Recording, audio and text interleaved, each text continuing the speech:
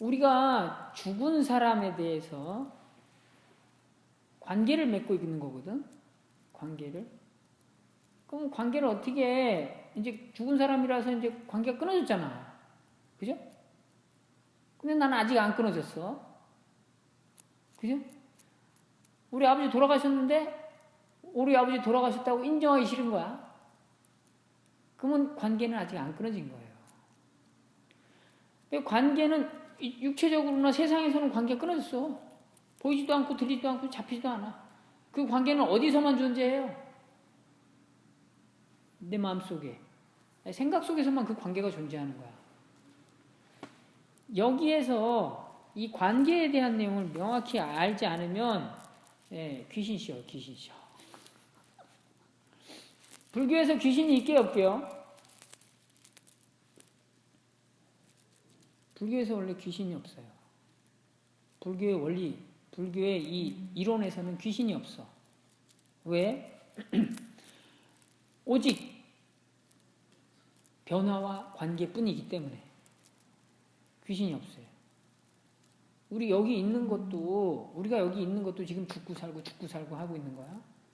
형광등이 깜빡이는 거죠, 원래. 근데 엄청 빨리 깜빡여서 우리 눈이 인식하지 못하는 거야. 그래서 켜 있는 걸로 아는 거야. 모든 게 다 그래요. 모든 게. 그래서 변화하고 있는 거야. 어떻게 변화해? 사라졌다, 사라졌다, 생겼다. 이렇게. 우리도 사라졌다, 생겼다, 사라졌다, 생겼다. 이렇게 있는 거야. 단지 죽음은 우리가 이렇게 보고 듣고 느끼는 이러한 개념에서의 관계가 딱 끊어졌지, 끊어진 것이죠. 우리는 지금도 죽고 있지만. 그래서 예를 들어서 제가 이런 얘기 했어요. 아버지가 돌아가셨어. 큰아들은 아버지를 너무 존경하고 아버지의 사랑을 받아서 아버지 너무 좋은 분이고 좋은 일도 많이 하셨고 그래가지고 아버지는 우리 아버지는 참 좋은 데 가서 천국에 가셨을 거야. 작은 아들은 큰아들하고 비교돼가지고 맨날 구박받고 맨날 그러다가 사고치고 그러다가 이제 열받고 막 한 대 쥐어받고 그러면서 아버지가 너무 미운 거야. 너무 미워. 그리고 자기가 보기에는 아버지는 훌륭한 사람도 아니고 뭔가 이게 막 겉으로 보기에는 되게 잘하고 막 잘하는 사람한테는 잘해주지만 못하는 사람은 완전히 짓눌러버리는 이런 어떤 아빠였어. 분명히 나쁜 데 가셨을 거야. 개과천선해야 돼, 우리 아버지는. 막 그러면서 큰아들 아버지는 천국에 갔고 작은아들 아버지는 지옥에 갔어. 이 아버지 어디 갔어? 어디 가야 돼? 일주일은 천국 갔다 일주일은 지옥 갔다 그래야 돼? 어떻게 해야 돼? 그 아버지의 죽은 아버지와의 관계는 1대1 관계인 1대1 관계. 그죠? 그래서 작은 아들은 작은 아들의 아버지가 있는 거고 큰아들은 큰아들의 아버지가 있는 거야. 그런데 중요한 것은 이렇게 돌아가신 아버지가 큰아들과 작은 아들의 삶에 영향을 미칠 수 있다는 거야. 그건 아버지가 미치는 거야? 지 자신이 가지고 있는 아버지가 미치는 거야? 자기가 만든 아버지가 미치는 거야. 자기가 만들어 놓은 아버지가 내 삶에 영향을 미친다는 거야. 아버지는 아무것도 안 했어. 그냥 죽었어. 갔어. 근데 작은 아들은 기분이 나빴어. 아버지 생각하면서 아버지 생각하기만 하면 기분이 나쁘고 막 열심히 하던 것도 막 때려치고 싶고 막 그러면서 이제 두고 봐라. 뻔때를 보여주마. 그런데 계속 안 돼. 왜? 뻔때를 보여주려고 하니까. 이런 거. 그러면서 아버지 탓을 계속 해. 그죠? 누구 잘못이야? 지 잘못이야. 이런 사람은 어떻게 해야 돼? 아버지를 천도시켜야 돼. 아버지 좋은 곳에 보내드려야 된다고. 죽어있는 저 묘소 안에 있는 돌아가신 그 시신에 붙은 홀령을 보내야 돼? 아니면 내 속에 있는 그 못된 아버지를 보내야 돼? 내 속에 있는 아버지를 보내야 되는 거야. 그게 천도제 같은 경우 하면 내 삶 속에 있는 아버지를 보내야 돼. 어떻게 보내야 돼? 막 욕을 하고 때려야 돼, 아버지를. 솔직히 때리는 건 좀 그렇지만 욕을 하고 막 아버지 왜 그랬냐고 울며 불며 멱살을 잡고 막 나한테 업어치고 막 한번 이렇게 해야 되는 거야. 응? 그러면서 뭔가를 풀어야 되는 거야. 이게 천도제인 거야. 이게. 내 안에 있는 돌아가신 아버지, 대화를 해야 되는 거야. 근데 대화하는 방법을 모르잖아.